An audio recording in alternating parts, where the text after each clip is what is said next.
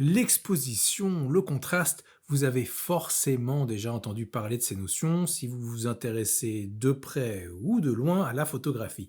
Mais en quoi ces deux notions sont différentes, similaires, complémentaires? Et surtout, de quelle manière elles impactent vos photos? On regarde ça ensemble tout de suite.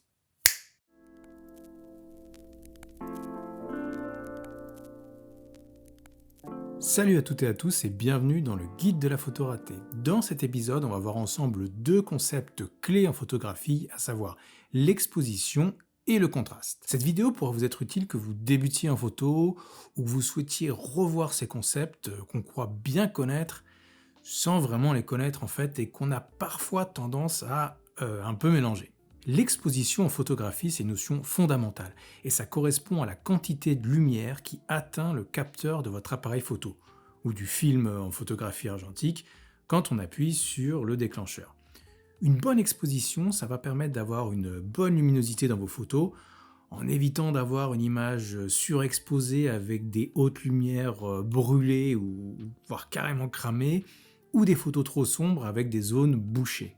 Pour gérer l'exposition des photos, on va pouvoir jouer lors de la prise de vue sur différentes choses. On va pouvoir jouer sur l'ouverture du diaphragme de l'objectif, la vitesse d'obturation, le temps de pose, hein, et la sensibilité ISO. Et si besoin, on va pouvoir ajuster très facilement cette exposition en post-traitement. Il faut aussi dire qu'une bonne exposition, c'est aussi une notion qui peut être subjective. Par choix et selon l'atmosphère que vous souhaitez retranscrire dans vos photos, vous pouvez choisir de volontairement sous-exposer une photo avec un rendu sombre, un peu dramatique, ou de surexposer une photo. L'idée, c'est de transmettre une atmosphère plus douce et plus optimiste.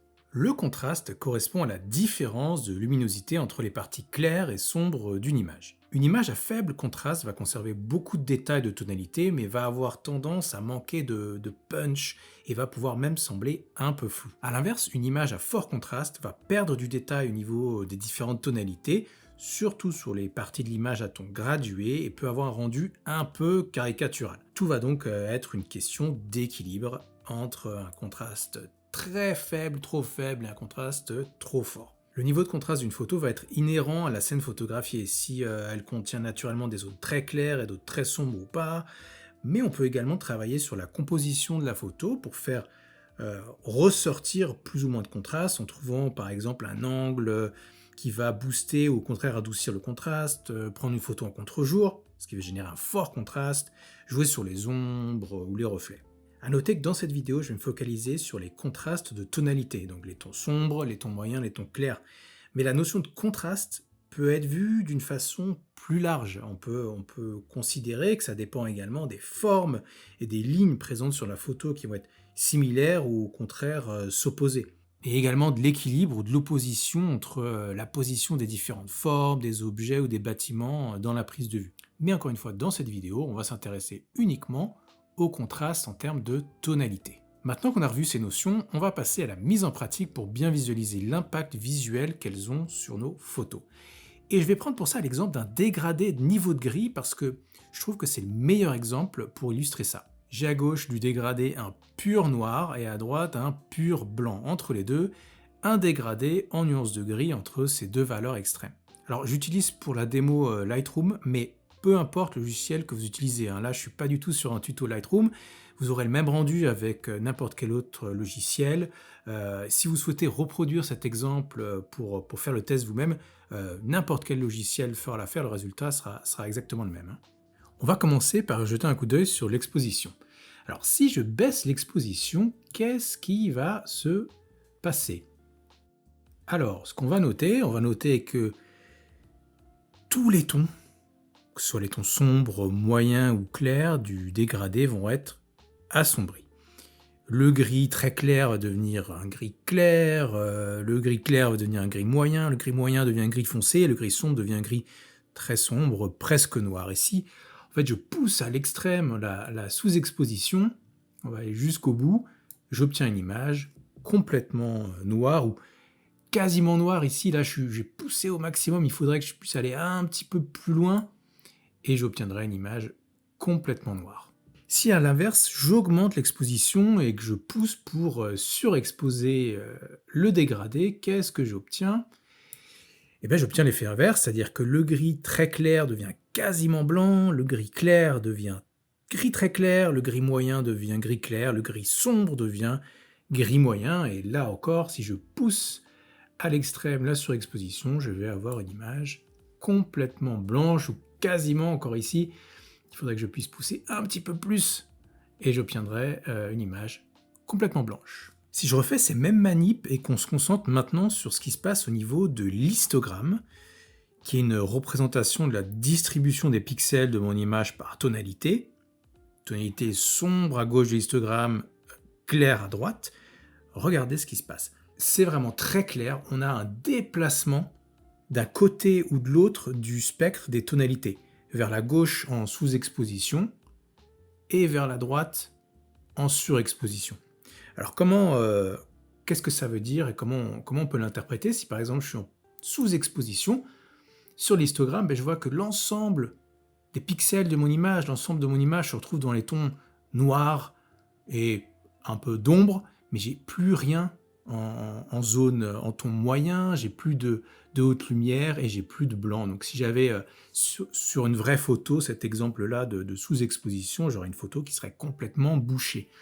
À l'inverse, donc si je pousse en surexposition, encore une fois en me focalisant sur l'histogramme, qu'est-ce qui se passe? Effectivement, j'ai tout, enfin quasiment toute l'image qui se retrouve avec des tons blancs, des tons en haute lumière, et puis quasiment rien, et potentiellement rien du tout si je pouvais pousser encore plus sur les tons moyens, ou les tons sombres, ou les noirs. Et là, à l'inverse, sur une vraie photo, on aura une photo brûlée, on aura une photo beaucoup trop surexposée. Le réglage de l'exposition va affecter l'ensemble des zones de la photo avec la même intensité, que ce soit en surexposition ou en sous-exposition.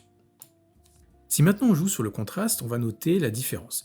Les variations du contraste sont particulièrement visibles sur les tons moyens, donc j'ai zoomé au milieu du dégradé.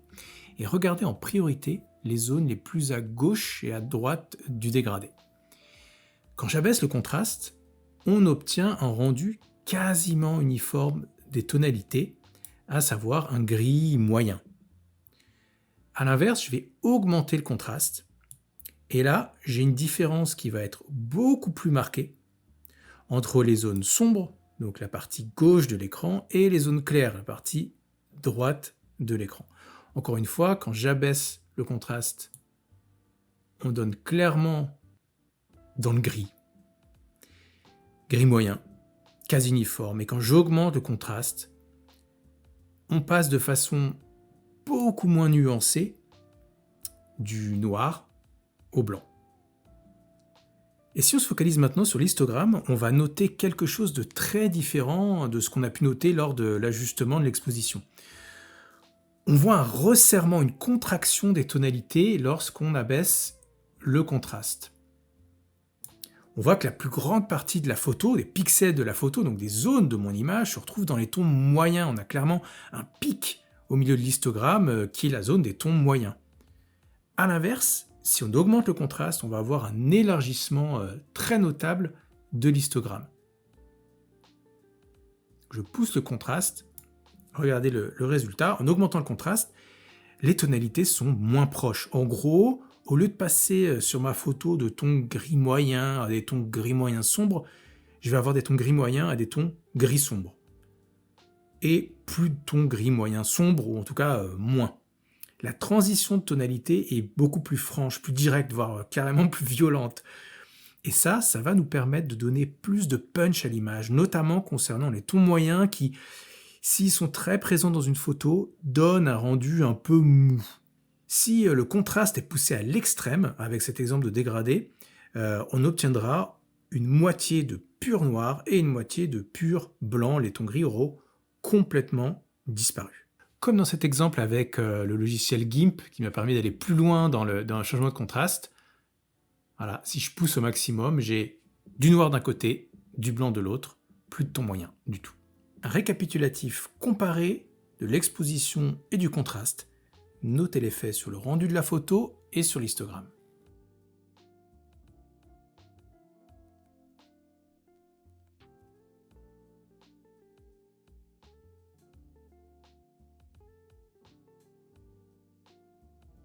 Donc si on applique ça avec un exemple d'une photo, ici j'ai une photo de base qui est un peu sous-exposée, donc je vais aller légèrement relever son exposition, comme ça, juste très légèrement, enfin légèrement on va dire, voilà. J'ai rendu, si je regarde un avant-après, qui est mieux exposé.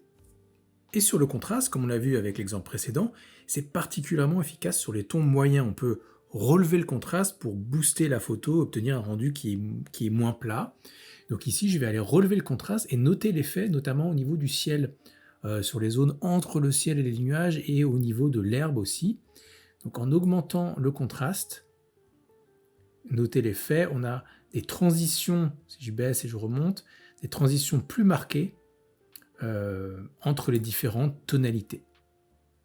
Donc si on regarde le avant-après, et en zoomant un petit peu sur certaines zones, par exemple, je vais aller prendre au niveau de l'herbe ici, on voit effectivement la différence d'exposition et de contraste. On a une image qui est mieux exposée au niveau de sa luminosité et avec des transitions qui vont être plus tranchantes entre les différentes tonalités. On peut voir ça également au niveau, tiens, si je me mets ici, voilà, au niveau du ciel et au niveau des feuillages de l'arbre. Alors un truc important, c'est d'avoir la main légère sur ces réglages, notamment ces réglages globaux, on va dire, qui touchent l'ensemble de la photo, donc l'exposition et le contraste, parce que très rapidement, si on force, on va avoir un rendu caricatural qui va pas du tout fonctionner. Par exemple, sur l'exposition, je crois que c'est assez clair. Voilà, on passe d'une photo beaucoup trop sombre à une photo complètement cramée. Et sur le contraste, pour jouer un petit peu, ce qu'on va avoir, c'est si j'ai très peu de contraste, je vais avoir une photo qui va être délavée, complètement délavée. Et à l'inverse, si je booste trop le contraste, on a un rendu, et j'en parlais avec l'exemple précédent, caricatural. Là, c'est vrai que surtout sur une zone avec des plantes et des feuilles, on a quelque chose qui semble plus du tout naturel. Donc attention avec ces réglages, dans le sens où ayez la main légère, quitte à effectivement, une fois que vous avez ajusté à ce niveau-là, faire des ajustements plus localisés, par exemple sur une couleur précise ou sur une zone, par exemple, je sais pas, le ciel, sur une tonalité, sur les hautes lumières ou spécifiquement sur les ombres, plutôt que d'aller forcer au niveau de ces réglages d'exposition et de contraste. Voilà ce que je pouvais vous dire sur ces deux notions clés de la photographie. J'espère que cette vidéo vous a plu, vous a permis de bien comprendre et surtout de visualiser, parce que ça c'est important.